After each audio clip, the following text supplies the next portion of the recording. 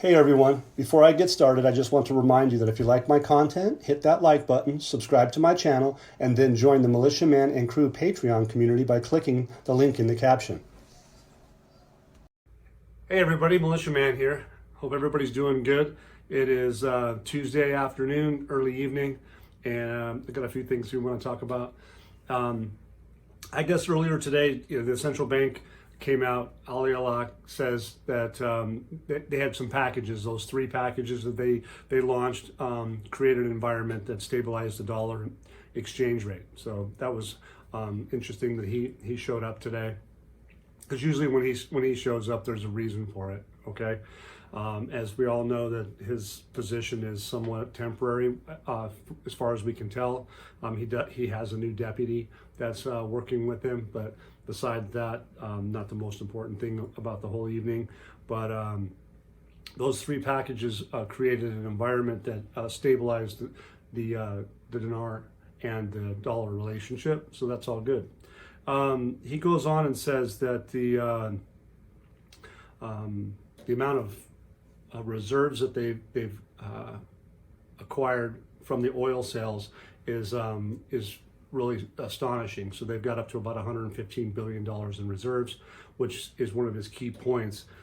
He's basically stating that those central bank reserves are within international standards, and that's a big thing. So why is that kind of important? Well, it tells us a story that with having massive foreign reserves and plus the gold, it supports the value of the currency, and it brings on stability. So by them getting the exchange rate stable, according to him anyway, this is a big deal, and they're moving forward with cross-border payments digitally, and we're all fully aware that the platforms are available, the SWIFT system. We've been over all that stuff. So the next thing is that the advisor to the prime minister, he has come out today and had some talk about the same thing, effectively stating that the financial sector has been in a transitional circumstance. And what that means is that they went from a 1450 to a 1300, 1310, 1320, depending on what type of circumstance you're working with. But that the main thing from this particular situation is that getting them from that 1450, 1460 to 1300, there are no current transient or mysterious external transfers, or no intersections with the international compliance outside of international compliance. So what that means to me is that they have a smooth running system that is going to facilitate the process, being that there's no problems with these transfers, no external transfers, no intersections, or no non-international compliance. Those things are really kind of important, and they go over that. But one of the biggest takeaways, which I believe is fascinating, is that they're talking now about the freedom to transfer trade and capital across borders. They can even buy real estate outside the country, and they can do that through the banking system with digital tools that have international compliance. So they're really pretty big on the international compliance part, and we can understand why. So to be Article 8 compliant with the IMF and their rules, to be able to get to the final stage, they got to be internationally compliant. They have to be obligated to play by the rules, and I believe that at this stage, that's what they're telling you. If they're telling investors that you have international compliance, that you can move cross borders and you can do freedom of trade and movement of money, that's heavy. It's really a big thing. So that's been all going on today. It's basically saying that over the next few weeks or months, the official exchange rate will match with the parallel. So what they're trying to do is adjust the official rate to the parallel market rate. Well, at this stage of the game, they are at an official rate of 1300, okay, or 1310 on the official side of the CBI. but the parallel market isn't quite the same. So we'll have to see how that rolls. Whether that's at a 1570 or 1132 is to be determined. So there are articles out that suggest that they were going to go to 1132, but it's not official yet. So we'll have to wait and see how that turns out. Again, they're coming back with the parallel market, the exchange rate. They'll match. The banks have begun to comply properly. They are beginning to conduct themselves with correct transfers. So what they have is that this new platform is gaining momentum from the merchants, et cetera, to come into play and bring in legitimate trade, legitimate finance. So the external transfer number for the central bank window as of the last few days has reached about $200 million per day. So effectively that's what used to be done in the currency auction, but now that's happening through this new platform, so it's legit. They know who's coming and going. So that's very, very good. It says that Iraq's reserves here again are sufficient. They have the freedom of transfer. They have the legal frameworks. They're in compliance. All of these things are effectively giving strength to the Iraqi dinar. So to my thinking and to some others is that at some point in time they're going to have to make another adjustment to their exchange rate to be internationally compliant and finish the final process. And we'll get into that a little bit, or we'll at least address the fact that there's things that are in play that are helping with that. The situation basically is in good shape. They're moving into a situation where everything's, I guess, to that improvement level. And what they'll say is that it's gradually going to improve, and that climate is because of the digital payments, and it's going to be in compliance with the world. I mean, that's pretty big, pretty powerful. Being in compliance with the world is it's not just Iraq anymore, it's going to be with the world. So international transfers, all of this is really good information. Again, that they're basically stating that the volume of the daily financial transfers through the window of the central bank with hard currencies like the dollar, etc., indicate that their economy is moving, and it's effectively going to be very strong. So that's part of the process, and I think that's coming to coming to the head. We're seeing all the evidence of that. There was I think it was the 23rd of March, there was a law that was passed, or a court case that was passed, forgive me, in Paris in respect to Turkey and some oil files.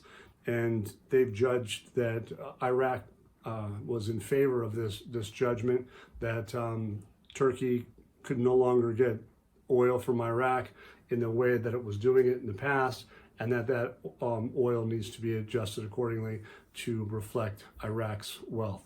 And we're seeing that they're basically reassuring us that the position in respect to the Kurdish officials that Baghdad has a ruling. It's also stating that Turkey, for instance, is going to abide by it. They're obliged to. They basically state and declare that there's a commitment to it by Turkey.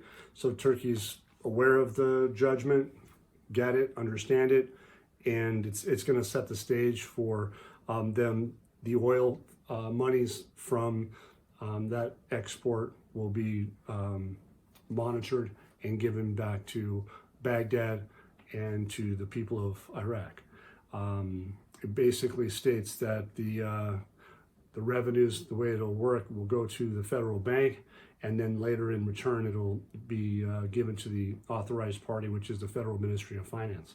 So they've moved and set the stage for, I believe, the hydrocarbon law, and that therefore the oil and gas law we used to know, they're starting to call it the oil, gas, and wealth law, so that all the citizens and all the people of the world will be able to, take part in that. And so we're seeing that. They come up with some numbers, and I won't get into these numbers, but this article, which it states the article's name was Iraq deserves compensation from Turkey that may reach 60 billion dinars. the math on that's a little bit fuzzy. So if all of you guys that want to do some math and figure out barrels of oil and how much time we're talking about here and how much output they did, these numbers don't match. If you were to adjust it for possibly a future exchange rate, it gets very interesting. So you guys can be the judge. It's not me on that. And then again, that was done on March 23rd. They adjusted, or that leak that came out for 11/32 was on the 22nd. So you can find some fascinating things that are happening, and the timing of all these things are interesting. They really truly are.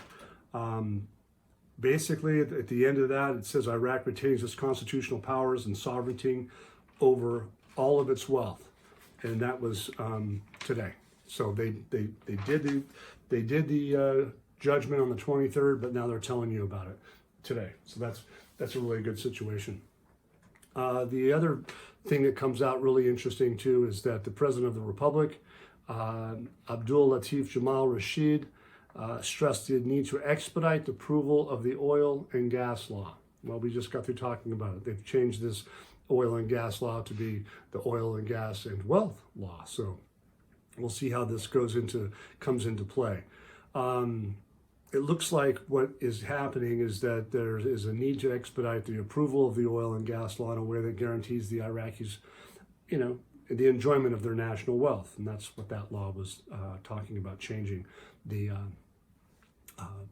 name of it, I guess, but that's okay. Basically, they're working to get the oil industry, investments, the gas sector, all of these different things together so that the federal government and the Kurdistan region will share in the profits of that. And they're moving forward, and they're basically stating that the planning and management following modern methods and implementing projects are at the top level. Okay, so we've seen that.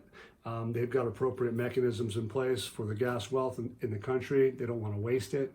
Everything looks to be fascinating on that. Another issue that we have to think about is Iraq has had meetings in New York with the president in respect to water, and we've seen where not only the water being an issue is now being paid for possibly by the fact that this law is passed and Iraq needs water, and all of a sudden Iraq's starting to get that water. They said that they were going to build 3 million housing units. Well, if you're going to build 3 million housing units to put families in, trust me, there's going to be a lot of water needed. And so since there was a payment due now from Turkey to pay back some of that money that was wrongfully paid, I think it's possible they could have cut a deal with the fact that they got water coming. So it could be a security blanket, if you will. So we're seeing that happen today.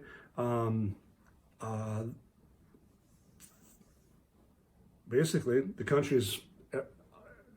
all the countries around the region are all for all that. They have solidarity, they have unity. Looks like they're getting reconciliation, if you will. So it's pretty good.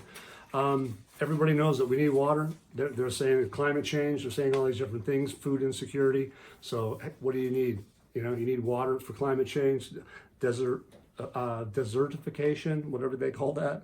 It's fascinating. But hey, if you can tackle agriculture and you can get it all done at the same time and build housing and move into a market economy, that's what they're setting us up for. So really now the oil and gas and the wealth law being sorted at this stage of the game is fascinating. So, and let's not forget though that there's other things that are in the pipeline. We have Siemens, electricity. You have Total, gas, oil and gas. You had the court case with Turkey, which they lost. They got money coming back. Here in the United States, they have a vote for the repeal of the mandates for the Iraq wars. They have the freedom of movement of capital. They're talking about the stability of the exchange rate. So you can see that all of these different things that are happening at the same time are, there's no coincidence, okay?